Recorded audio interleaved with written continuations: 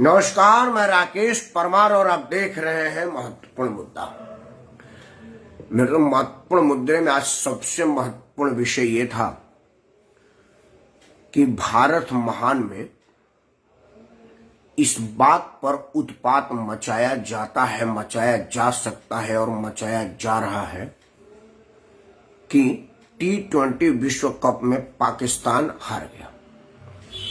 पाकिस्तान के हार का भारत में पाकिस्तान पुत्रों को इतना बुरा लगा कि जम्मू कश्मीर या और मुस्लिम बहुल इलाका को छोड़ करके पंजाब के मोगा में विश्वविद्यालय में कश्मीर के पढ़ने वाले छात्रों ने तोड़फोड़ और उत्पात मचा दिया। जिस बात का अरविंद केजरीवाल के शासन आने के बाद पंजाबी समुदाय ने रिएक्ट नहीं किया। पूर्वांचल के उन बच्चों को बधाई दिया जाए, बहुत बहुत धन्यवाद दिया जाए जिन्होंने इस घोर राष्ट्र विरोधी कृत्य का विरोध किया, तो उनके साथ उन पर पथराव किया गया। पुलिस मूक दर्शक बनी रही, विश्वविद्यालय प्रशासन नपुंसक की तरह से चुप रहा। मैं बात कर रहा हूं T20 में पाकिस्तान का इंग्लैंड के द्वारा हारने पर जम्मू कश्मीर के छात्रों द्वारा मोगा के एक इंजीनियरिंग कॉलेज में बवाल मचाने के पर अपना सवाल। मित्रों, क्या यह एक अकेला घटना इस बात की मांग को और ज्यादा मजबूती से बल नहीं देता कि भारत में सिटीजन अमेंडमेंट एक्ट मतलब नागरिकता संशोधन अधिनियम को जल्द से जल्द और तुरंत पारित किया जाए, ताकि पता चले कि भारत महान में कितने पाकिस्तानी पुत्र रहते हैं जो पाकिस्तान के लिए जीते मरते हैं और पाकिस्तान का हार पर अपना हार और पाकिस्तान के जीत पर अपना जीत मानते हैं, जिन्हें भारत के जीत हार से कोई मतलब नहीं है। क्या भारत में इंग्लैंड के होने वाले मैच में भारत के सेमीफाइनल से बाहर हो जाने पर खुशियां मनाई जा रही हो, मिठाई बांटी जा रही हो, तो क्या ये इस बात का पुख्ता प्रमाण नहीं है कि सिटीजन अमेंडमेंट एक्ट अत्यंत आवश्यक है? नागरिक संशोधन होना ही चाहिए। लोगों की नागरिकता में संशोधन अवश्य है। जिन लोगों को भारत में डर लगता है, भारत में प्रेम नहीं है और भारत के हार पर खुशियां मना रहे हैं, उनका नागरिकता संशोधन हो जाना चाहिए। क्या यह एक अकेले आवश्यक नहीं है और क्या यह एक अकेली नागरिकता संशोधित करने का सबूत नहीं है, पुख्ता प्रमाण नहीं है? इन विषय पर भारत के महानतम जनता को विचार करना चाहिए, करना पड़ेगा और करने की आवश्यकता है।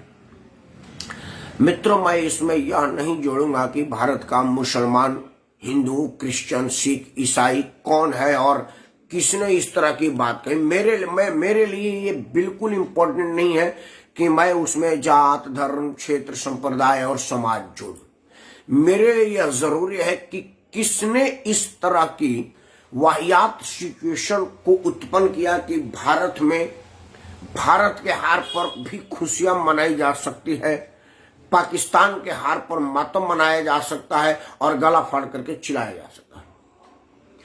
मित्रों, जिस आदमी में राष्ट्र प्रथम का सोच ना हो, उससे क्या राष्ट्र के रहने के योग्य माना जाए, उनको नागरिकता संशोधन ना किया जाए?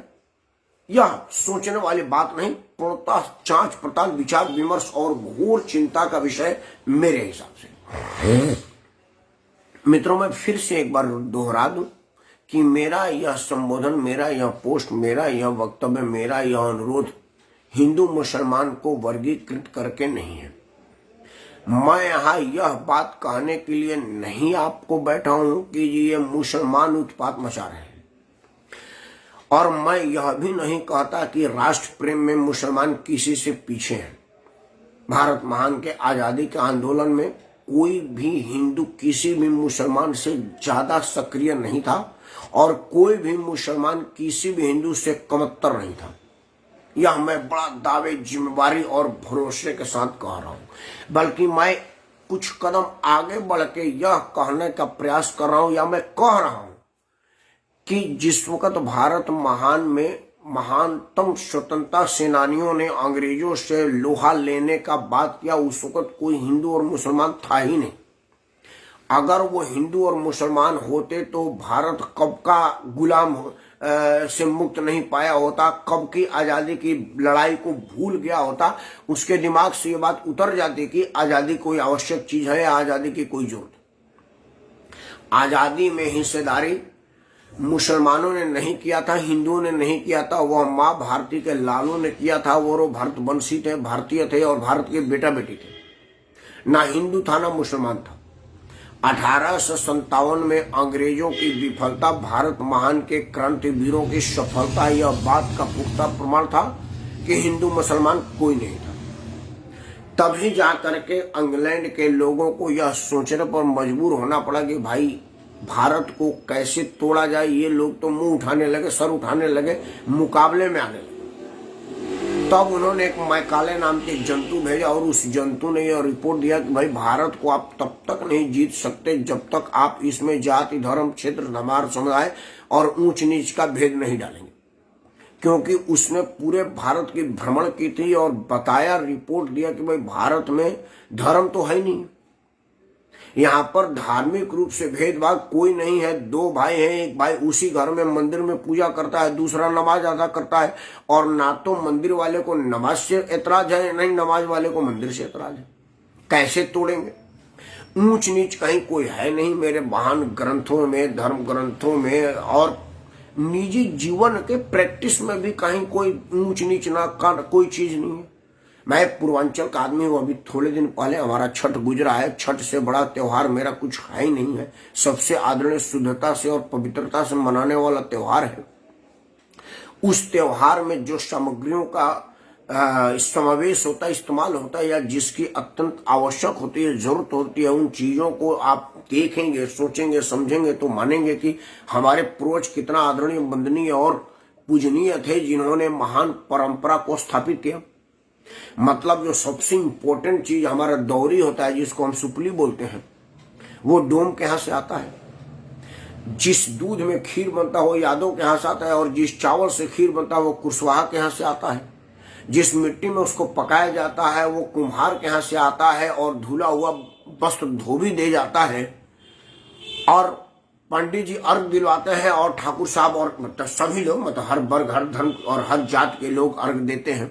क्योंकि छठ में ऊंच नीच, अगली पिछड़ी, बैकवर्ड और फॉरवर्ड नहीं है। तो ये एक ऐसा त्योहार है, तो इसमें जाति कहाँ हुआ? इतनी शुद्ध पवित्र में जाति नहीं है। तब जाकर के मैकाले ने कहा कि धर्म वर्म बांटिए। लेकिन आज स्थिति इतनी दयनीय और चिंतनीय हो गई है कि आज पाकिस्तान के हार पर भारत में बवाल मच रहा है, और यह एक साजिश के तहत किया जा रहा है। आज भारत में रेलवे के पुल का डायनामाइट से उड़ाना यह बात का प्रमाण है कि सिटीजन अमेंडमेंट कितना आवश्यक है। क्योंकि जो आदमी भारत के विकास को बम से उड़ा रहा हो, क्या वो भारतीय कहलाने का हकदार है? भारत का आधार कार्ड, भारत का पासपोर्ट और भारत का पहचान पत्र उसके पास होना चाहिए। जब उसका मन ही भारतीय नहीं है, तन ही भारतीय नहीं है, सोच ही भारतीय नहीं है, तो उसके पास भारत का पहचान पत्र दे करके, भारत की नागरिकता दे करके क्यों करना? यह एक विचार के योग्य प्रश्न है। मित्रों, इन सब विषयों पर विचार करने के बाद आप पाएंगे कि भारत महान में बहुत से ऐसे लोग बेमतलब रह रहे हैं, साजिशतन रह रहे हैं, और देश को नुकसान करने के उद्देश्य से रह रहे हैं, जिनको भारत और भारतीयता से कोई लेना देना नहीं है, कोई मतलब नहीं है। उनका दूर दूर और बहुत दूर तक भारत से कोई मतलब नहीं। वो दिन रात भारत को विघटित करने, भारत को तोड़ने और भारत को नुकसान पहुंचाने के काम में सतत प्रयासरत है। चाहे वो उदयपुर हैदराबाद रेल लाइन में विस्फोट हो, चाहे वो पाकिस्तान के हार पर बम विस्फोट हो, उत्पात हो, विश्वविद्यालय में आतंक हो, या भारत के हार पर खुशियां मनाने जैसी चीज हो, यह सब बताती है कि भारत के नागरिकता के योग्य ही वो नहीं है।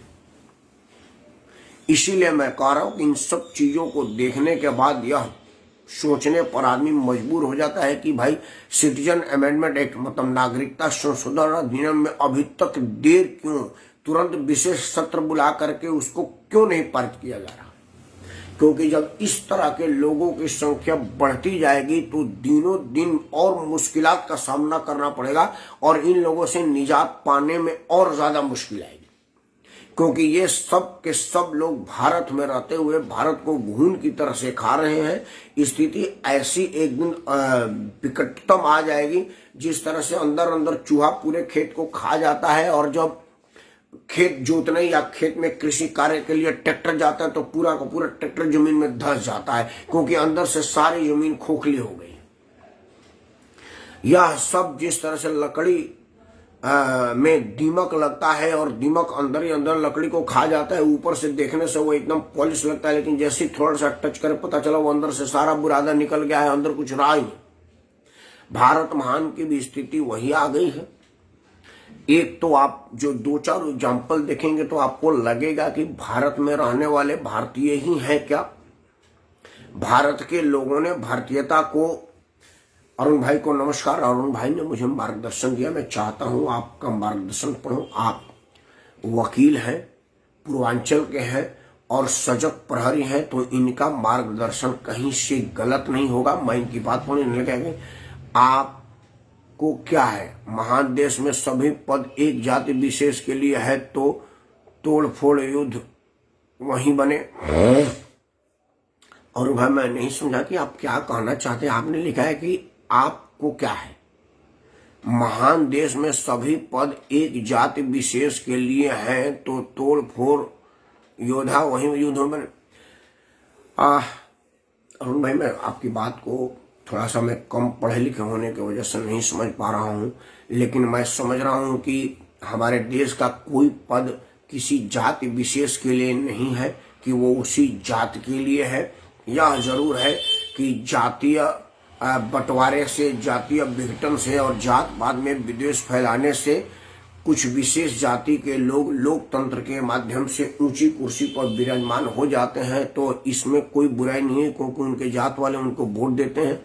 और जो जात वाले लोग घर में बैठ करके कहते हैं कि हमको क्या मतलब इलेक्शन से, उनके लोग वाले वोट नहीं दिए जाते हैं। आज मैं नोएडा में था, 2-3 कार्यक्रमों में। इतवार को अखिल भारतीय क्षेत्रीय महासभा के कार्यक्रम में आप भी थे। वहां गिनाया गया था कि जब आपके जात वाले को मौका जब भी मिला, उसने बिल्कुल निर्विवाद, निष्पक्ष और निडरता से राष्ट्र का सेवा किया है। जब जब क्षत्रिय राजपूतों के कंधे पर राष्ट्र निर्माण की बागडोर आई है, कोई भी अगड़ा पिछड़ा, ऊंच नीच जैसा कोई भेदभाव नहीं रहा है। ताजा उदाहरण उत्तर प्रदेश में पूज्य योगी आदित्यनाथ जी, हिमाचल में ठाकुर जी और उत्तराखंड में धामी जी, राजस्थान में इसके पहले वाले सिंह जी। मतलब उस सब के सब लोग खुद को साबित किए हैं कि अगर उनके हाथ में बागडोर दे दी जाएगी तो वहां पर अगड़ा पिछड़ा नहीं होता, जाति विभेद नहीं होता और हम राष्ट्र की सेवा करने के लिए सर्वोच्च निछावर कर देते हैं। लेकिन अरुण भाई, हम लोग यह सिर्फ मंचों पर बोलते हैं, माइकों में बोलते हैं, वोट देने जाते हैं तो चाचा का लड़का ढूंढते हैं, नोट ढूंढते हैं वोट के बदले। इन सब चीजों से जब तक निजात नहीं पाइएगा, फिर आप चाहे कुछ भी लिखिए, उसका कोई फर्क नहीं पड़ता है। लिखना अलग बात है, लिखवाना अलग बात है, रोज शाम को समझाना अलग बात है, लेकिन इसको वोट बैंक में बदलना अलग बात है। लोकतंत्र में राजा महाराजा ईवीएम है और जिसका ईवीएम को आशीर्वाद प्राप्त होगा वही राज करेगा, उसमें किसी की कुछ नहीं चलने वाली है। आपको अगर खुद का राज चाहिए तो मतदान केंद्र पर जाइए और अपने मतलब के लोगों को, अपने साथ लोगों को, अपने भाइयों को और अपने लोगों को जिताइए। इसमें कौन रोका है? इसी की रिजर्वेशन है कि आपका भाई वोट के माध्यम से जीते, क्योंकि आप उसको वोट दे रहे हैं। यही बात। एनीवे, आज का मुद्दा यह नहीं था। आज का मुद्दा यह था कि जब भारत महान में भारत के विकास को बम से उड़ाने की प्रवृत्ति आ जाए तो सिटीजन अमेंडमेंट आवश्यक है। आदरणीय प्रेमनाथ द्विवेदी जी को सादर पड़ा, क्योंकि वह आदमी को भारतीय कहलाने का हक ही नहीं मिलना चाहिए जो पाकिस्तान के हार पर भारत में उत्पात मचाए, जो भारत के हार पर भारत में खुशियां मनाए। उस आदमी को भारतीय कहलाने का कोई अधिकार नहीं है जो भारत के विकास को डायनामाइट से उड़ावे। उस आदमी को भारतीय कहलाने का बिल्कुल अधिकार नहीं है जो भारत महान के पवित्र तीज त्योहारों पर यह कहे कि जी आप आतिशबाजी को रोक दीजिए क्योंकि यह हिंदू का त्योहार है। और पूरे देश में 31 दिसंबर को पूरी धरती पर अब बेसुध आतिशबाजी होती है, अनगिनत बम पड़ाके छोड़े जाते हैं, तब ओजोन में छेद नहीं होता, तब पर्यावरण डिस्टर्ब नहीं होता। सिर्फ होली में 2 घंटा आतिशबाजी कर लेने से आसमान फट के जमीन पर आ जाता है। यह सब लोग सिटीजन अमेंडमेंट एक्ट के अंतर्गत इनकी नागरिकता पर अमेंडमेंट करने की आवश्यकता है। वह लोग मुझे सिटीजन अमेंडमेंट के अंतर्गत बिल्कुल उनका सिटीजन अमेंडमेंट करने की आवश्यकता है जो कहते हैं कि सेव वाटर इन होली, और वो 2 दिन बाद बकरीद में सड़कों को खून से लाल कर देने वालों को कहते हैं कि enjoy Bakrid with mutton and chicken. ऐसे लोगों पर नागरिकता संशोधन अधिनियम के अंतर्गत इनकी नागरिकता को संशोधित कर देने की परम आवश्यक है, अत्यंत आवश्यक है और होना ही चाहिए। आज का चर्चा इस बात पर है। आज का चर्चा इस बात पर है कि उन लोगों पर पुनर्विचार की आवश्यकता है जो देश के संविधान में हाईएस्ट सिविल अथॉरिटी के पद पर आसीन है और पद और गोपनीयता की शपथ भारत के महानतम जनता के सामने लिए हैं और कहते हैं कि देश के रिसोर्सेज पर अल्पसंख्यक का प्रथम अधिकार है। मैं नहीं समझ रहा कि इस आदमी को सिटीजन अमेंडमेंट एक्ट के अंतर्गत इनकी नागरिकता को अमेंडमेंट करने की पहली पहल होना चाहिए कि नहीं, जो देश के संसाधनों पर अधिकार अल्पसंख्यकों को दे रहे हैं और बहुसंख्यकों को क्या करें, बंगाल की खाड़ी में फेंक देने की बात कर रहे हैं। इस विषय पर विचार करने की जरूरत है और इन जैसे लोगों को सिटीजन अमेंडमेंट अंतर्गत के अंदर इनकी सिटीजनशिप को अमेंड कर देने की आवश्यकता है। आज का विषय मेरा यही था कि क्या ऐसे लोग भारत महान के महानतम नागरिक कहलाने का अधिकार है जिनको भारतीयता से प्रेम नहीं है, भारत से प्रेम नहीं है, भारतवासियों से प्रेम नहीं है, और इसकी जड़ें कितनी गहरी और कितनी घातक हो गई है यह बात आज सबके टीवी चैनल पर आ गया है, मोबाइल में आ गया है। जिनके पास भी स्मार्टफोन है वो सब इस विषय से अवगत हो गए हैं। जब एक बाल सुधार गृह में एक मुसलमान, सिंगल मुसलमान वहां पर है, बाकी सारे हिंदू हैं, उसने जितने बच्चे बाल अपराधी के रूप में बाल सुधार गृह में आए उन सब लोगों को मुसलमान बना दिया, यहां तक कि उनका आधार कार्ड भी बदलवा करके मुसलमान करवा दिया। आज मध्य प्रदेश के उस अफसर ने उन पर FIR करवा दिया, पूरे समाचार चैनलों के सामने सबने सुना यह बात। उसने कहा कि ये नहीं हुआ। रोहित जी नमस्कार। 3 चीजें हुई है, आपको फिर से बता दूं, वीडियो लंबी हो जाए लेकिन फिर भी रोहित जी आपके बताते हैं, 2 मिनट बने रहिएगा वीडियो के साथ। हुआ यह है रोहित जी कि आज मेरा प्रश्न है, हालांकि आप मेरे इस प्रश्न से इत्तेफाक नहीं रखते हैं, लेकिन आपकी राजनीतिक सोच बेशक कुछ हो सकती है। मैं नहीं समझता कि भारत महान के महानता पर आप रत्ती भर भी संदेह करते हो, क्योंकि जाटों ने इस देश में अपनी सोच कुर्बानी दी है। बल्कि मैं ये कहता हूं बार बार कि जिन्होंने माँ भारती के पर अपनी जान निछावर की है, ना वो छत्री था, ना जाट था, ना ब्राह्मण था, ना हिंदू था, ना मुसलमान था, वो पूज्य माँ भारती का लाल था, उसको जात में बांध करके छोटा न किया जाए। लेकिन रोहित गरसा साहब आपके लिए कह रहा हूं कि ये जाट भी इस देश का नागरिक है और देश पर मर मिटा है और किसी से कम नहीं है, तो आप इस बात को जरूर समझेंगे। राजनीतिक सोच बेशक आपकी कुछ भी हो। भारत के पंजाब प्रांत के मोगा के एक तकनीकी विद्यालय में इंग्लैंड में हो रहे T20 मैच में पाकिस्तान के हार पर बवाल मचाया गया और बड़ा अफसोस की बात है कि वहां का पुलिस प्रशासन, विश्वविद्यालय प्रशासन मूक दर्शक बना रहा। कुछ हमारे बिहार के बच्चों ने जब इसका विरोध किया तो उन पर चारों तरफ से घेर करके पथराव किया गया, उन बच्चों को अपना जान बचाना मुश्किल हो गया। रोहित गरसा भाई ये बताइए कि क्या सिटीजन अमेंडमेंट एक्ट के अंतर्गत उनकी सिटीजनशिप को अमेंड करने की आवश्यकता है कि नहीं है? क्या वो इस देश के नागरिक कहलाने के लायक है? जो भारत के हार पर मिठाई बांटते हैं और पाकिस्तान के हार पर गम बांटते हैं, यह चिंता का विषय है कि नहीं है? देश के गद्दार माफी के काबिल नहीं है कोई भी। बिल्कुल, बहुत सुंदर, मुझे उम्मीद थी कि आप यही कहेंगे। दूसरा रोहित भाई मैं यह कहना चाहता हूं कि क्या इस देश में उस आदमी को देश के नागरिक कहने का अधिकार है जो आदमी देश के विकास को डायनामाइट से उड़ा रहा है। जोधपुर अहमदाबाद रेल लाइन जिसका माननीय प्रधानमंत्री जी ने अभी अभी उद्घाटन किया है, उसको डायनामाइट से उड़ाया गया। डायनामाइट से उड़ाने के ठीक 15 मिनट पहले वहां से पैसेंजरों से भरी ट्रेन गई है। मतलब उस ट्रेन पर बचे हुए हजारों सैकड़ों लोगों को बम से उड़ा देने की साजिश थी। क्या वो आदमी भारत के नागरिक कहलाने का अधिकार है? एक बात और अंत में कह के वीडियो बंद करूंगा, क्योंकि वीडियो बड़ी होगी तो लोग कई बार इतराज करते हैं कि राकेश भाई आपकी बात अंत तक सुनने को मजबूर होना पड़ता है और 1 GB डाटा आप ही खा जाते हैं। तो उन लोगों को ध्यान में रख करके वीडियो बंद करूंगा। 2 बात और कह के, आज मध्य प्रदेश में एक खबर आई, पूरे समाचार चैनलों पर चला, सोशल मीडिया पर चला और हर जगह वायरल है।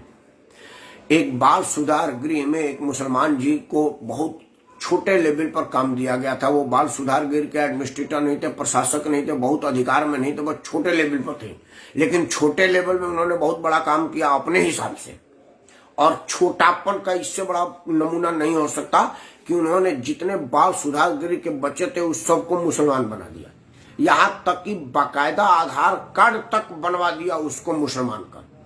मतलब बाल सुधार में हजारों बच्चों को एक साथ मुसलमान बना देने का मुसलमान के हिसाब से सवाब का काम और भारत के हिसाब से इतना घिनौना काम किया उस आदमी ने, जिसकी जितनी निंदा की जाए कम है। क्या उस आदमी को भारत महान की जनता बने रहने का अधिकार है? उसको भारत महान की करना चाहिए। Government must take strict action. भाई जब गवर्नमेंट एक्शन लेती है तो आप लोग कहते हैं कि जी धर्म विशेष पर एक्शन लिया जाता है, हिंदुओं को क्यों नहीं छेड़ा जाता? क्योंकि इसी देश में रोहित भाई ऐसे लोग हैं जो मदरसा के सर्वे पर कह रहे हैं कि भाई शिशु मंदिर पर सर्वे क्यों नहीं होता।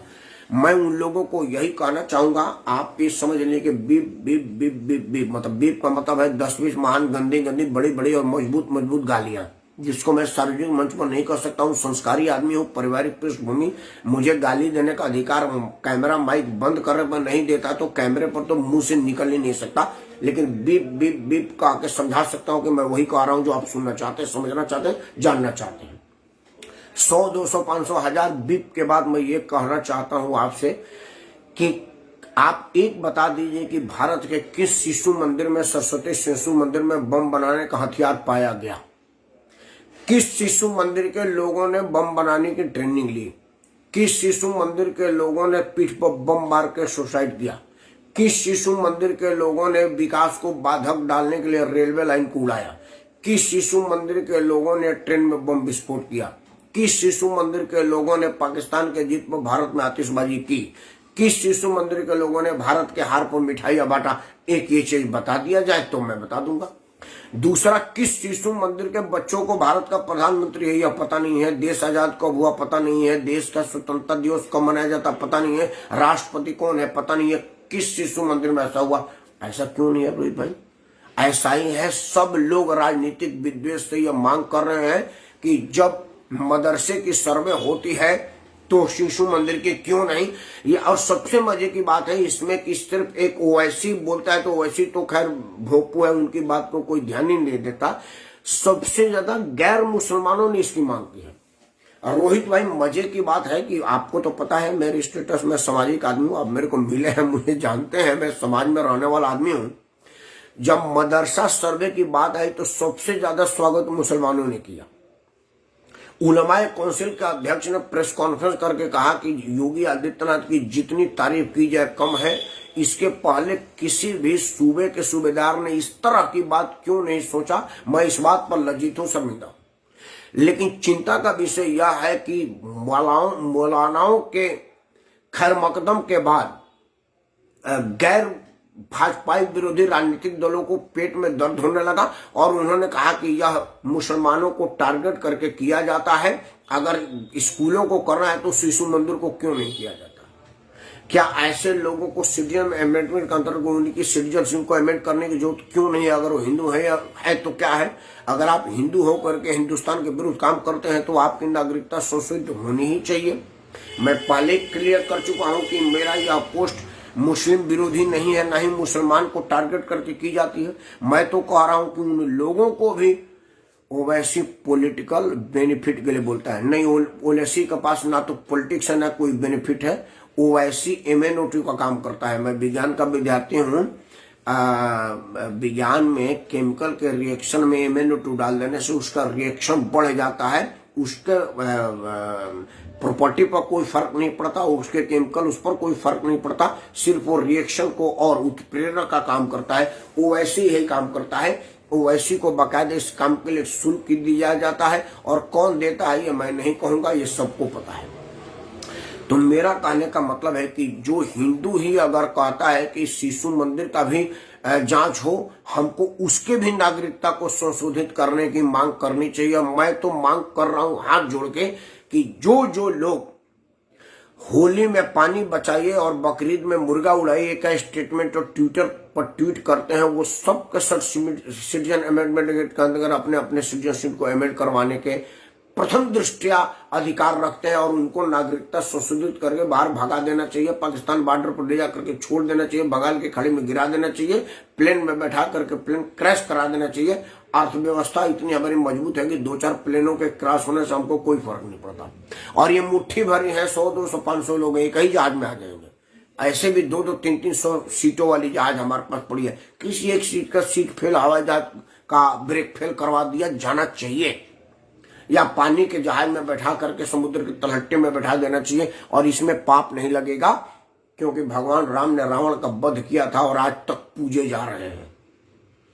यह हमारे देश का इतिहास बता रहा है कि रावण को वध करने पर भगवान राम घर घर पूजे जाते हैं। और सबसे बड़ा बात है कि पूज्य ब्राह्मण होने के बाद भी ब्राह्मण लोग भी भगवान राम के पूजते हैं, बल्कि ब्राह्मण ज्यादा पूजते हैं।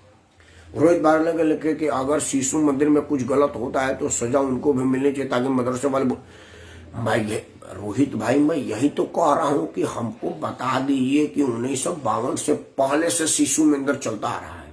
2 चीजें आपको बताई दो रोहित भाई, सुन लीजिए। जिस वक्त हमारा देश आजाद हुआ था तो हजारों शिशु मंदिर और गुरुकुल हमारे देश में था। साजिश के तहत शिक्षा मंत्री हमने मुसलमानों को बनाया ताकि हमारे गुरुकुल को खत्म कर सके। आज जब देश आजाद हुआ था तो अंग्रेजी माध्यम की कुछ स्कूलें थी गिनती के, और गुरुकुल सैकड़ों में थे, हजारों में थे। आज अंग्रेजी माध्यम की स्कूलें हजारों में हो गई है, लाखों में हो गई है, और गुरुकुल की संख्या सिमट करके गुंगली पर गिनने लग गई, 2, 3, 4 कहीं कहीं बचे गए। इस विषय पर विचार किया जाना चाहिए कि नहीं। जिन लोगों ने साजिश के तहत इतना बड़ा विघटनकारी सोच रखा, विदेश के आदमी को बुला करके भारत का शिक्षा मंत्री बनाया, उनकी नागरिकता सिटीजन अमेंडमेंट एक्ट का अंतर्गत तुरंत अमेंड करने की आवश्यकता है कि नहीं, रोहित भाई हमको बता दीजिए। दूसरा, तीसरा, चौथा, 5वां प्रश्न सीधे एक दिन घड़ी में, घड़ी का टाइम ज्यादा बता गया, मैं वीडियो बंद करूंगा, प्रश्नोत्तर से लंबा चल जाएगा।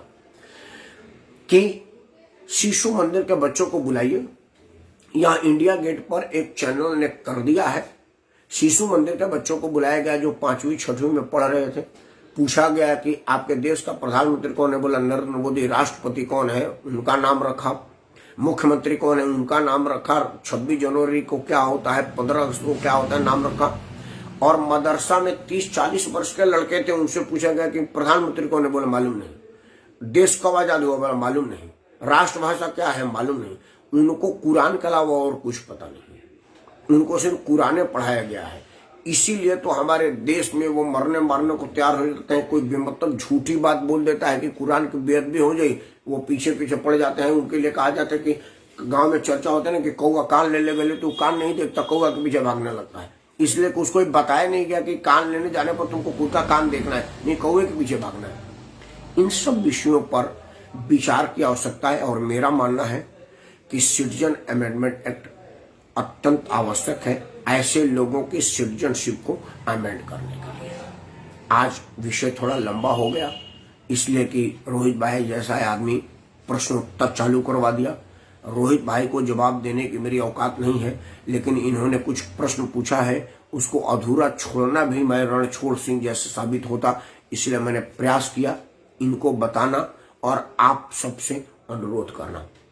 अगर आपको लगता है कि मेरी बातें सही हैं तो सबसे पहले आपसे हाथ जोड़ के प्रार्थना है कि इस वीडियो को लाइक करें, अपने सभी समूहों में शेयर करें, और यह जो चैनल है यूट्यूब का राकेश सिंह परमार, इसको सब्सक्राइब करें, सब्सक्राइब करने से आपको नोटिफिकेशन मिलेगी और रोज मेरा वीडियो आपके पास पहुंचेगा।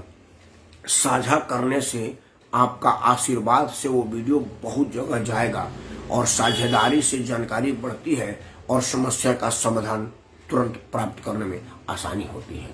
तब तक मैं वंदे मातरम बोल रहा हूँ, आप वंदे मातरम बोलिए। भारत माता की जय मैं बोल रहा हूँ, आप भी बोलिए। और जो भारत का नहीं है उसको भारत में नहीं रहे यह जरूर कहिए। जय हिंद, वंदे मातरम।